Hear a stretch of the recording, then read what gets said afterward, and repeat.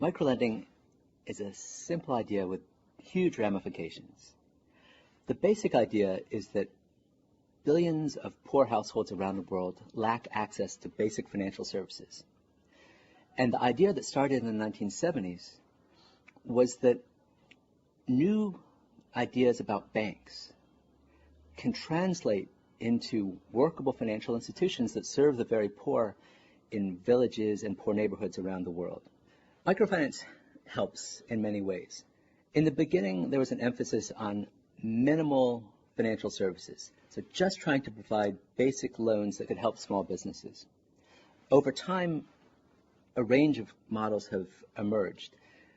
Banks have started to add saving services and insurance, and some of the most interesting innovators are now adding healthcare services to complement the financial side.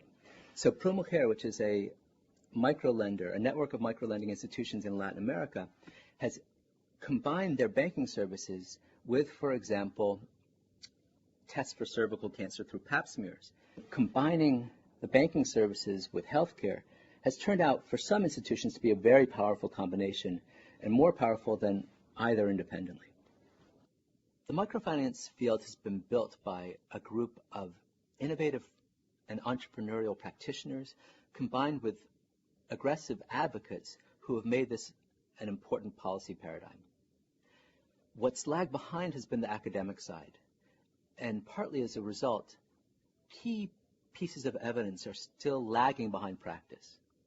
So questions about the ultimate impacts of microfinance, where it can make the biggest difference and where perhaps it's only making a small difference, those kinds of questions are still unresolved and up for debate.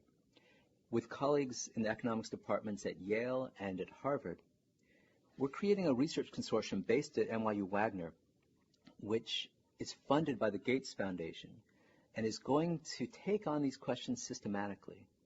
We have the funding to implement field-based research in India, Africa, Latin America, Asia, to try to get at these questions for the first time in a very rigorous way. The idea of moving away from a strict focus on microenterprise toward a broader notion of providing financial services as a platform for a whole range of investments and activities is a major idea which we're only now starting to see put on the table in a big way. And our research consortium is very much directed at rethinking some of those ideas.